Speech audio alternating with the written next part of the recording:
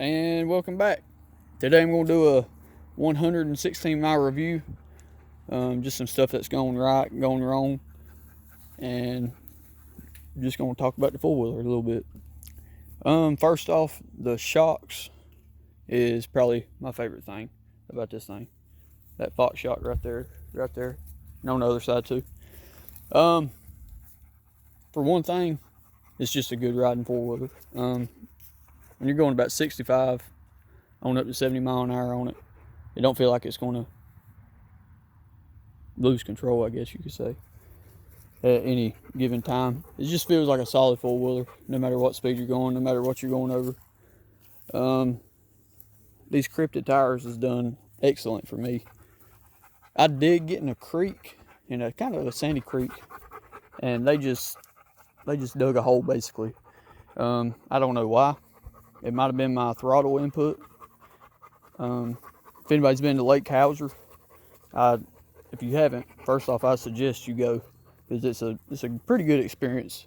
The trails is kind of rough, but I mean, it ain't nothing a Honda or a smaller four-wheeler can't go through. But I was there and I was in the creek, and I dug a hole and got stuck basically.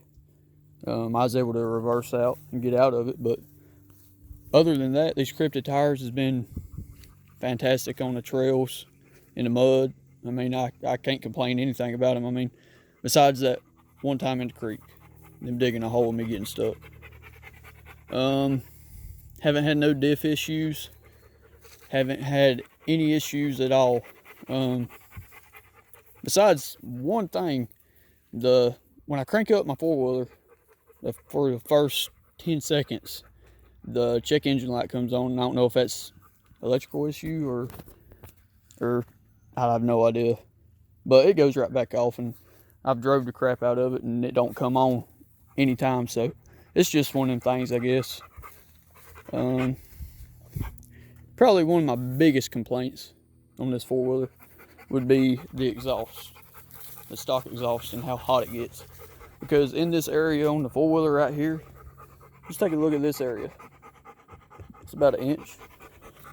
Let's come over here and look inside the gas cap. Okay, that's about a quarter of an inch. So you could tell that exhaust pipe, it gets really, really, really hot. Of course, it's caked up with mud, but still, I'm gonna have to make a change on this, because it's melting my plastic. It's bringing that plastic closer and closer to that. So I really don't feel like carrying a fire extinguisher on my back while I ride, but I'm going to have to make a change to the exhaust, so that's coming up soon.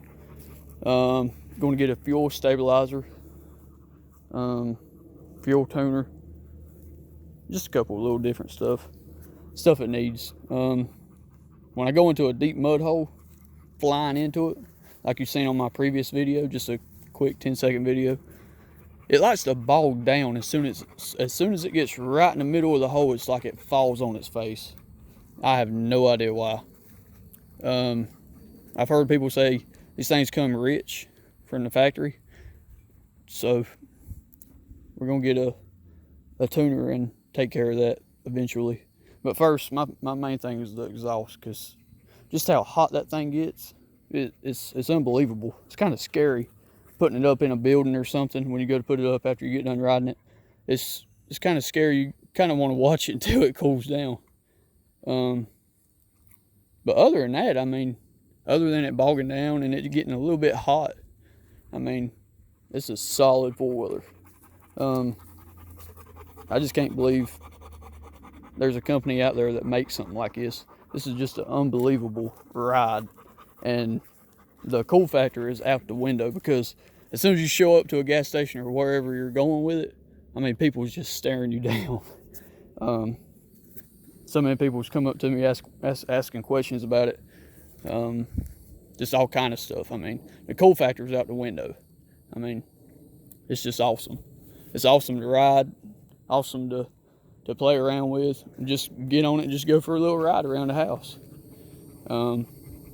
One thing I did do to the exhaust is, see if y'all can see it, I took the tip of the exhaust off. I took the spark arrestor out, I just did that basically just to see what it would sound like. And it does sound a little bit better. I mean, it didn't make it crazy loud, but it just helped it out a little bit, I guess. Helped open up the airflow. It was caked up with mud. I will show that in my next video. I don't have it out here with me right now, but it was caked up with mud a little bit, and I'm pretty sure that was not helping it with it getting hot and trying to stay cool. But it did make it sound a little bit better. I would advise, I mean, if anybody wants to, I mean, it's just 3 Allen screws holding that on, and then you just get a pair of needle nose pliers and then take it right out and put your little tip back on. But it does make it sound a whole lot better. I did try out the sound with that tip off, and it sounds even more better. So I might ride around with that. I might take it back off, who knows. We'll find out together. But other than that, me taking that off, that is absolutely the only thing I've done to this four-wheeler, besides wash it and try to keep it clean. Look at that. Yeah. Other than that, no complaints. No complaints at all. Probably my favorite feature on this four-wheeler. Okay, I can't do one thing. I have to do maybe 3 things. Is the ITC mode. I love it.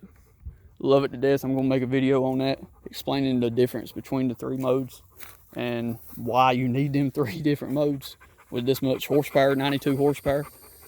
My second favorite feature is your drain plugs right here for your air box. Of course, that one's kind of dirty. I have got just a very little bit of water in there, especially when you wash it. When you wash this thing, I mean, water gets inside these holes. I'm not sure why I can't even put these holes up here. That'd be a good question for an engineer. It don't make too much sense, but it makes it look better. I mean, but that net over the snorkel, it is waterproof. So the only water it gets in is from up here. Let's see. One thing I have been wanting to do, let's take a seat off for a second, is either silicone the airbox lid, because if you haven't noticed, the airbox lid is just, I mean, it's just a piece of foam basically around the outside edge. That's the only gasket you got. That's kind of pathetic if you ask me, because if you sink the four-wheeler in a hole, let's say up to here, say that's a pretty deep hole too. I mean, I don't know if a hole that deep, but if you do get in the water, mud, or anything like that up that deep, then you're potentially going to have water, mud, or whatever getting into the airbox, and that's the last thing that you want to happen. I might get a new lid for the airbox, or I just might silicone the crap out of it. Who knows? That's coming up along with the exhaust tuner. And other than that, I'm just going to wait till that diff blows up, because it will happen one day. Maybe sooner or later, who knows? Go with a mud and wheels diff in the back. And other than that, I mean, I don't know of anything else you could do to this thing besides tires. And I'm going to run these until they just wore out. But other than that, I'm going to be putting up some more little clips of trail riding videos, some nasty holes that we hit when we go riding. Other than that, I believe that's it. Thanks for stopping by, looking at my channel. If you haven't already, go ahead and subscribe. Hit the bell for notifications when I do post. Gonna have some pretty cool videos coming up. So thank y'all, and y'all have a good day.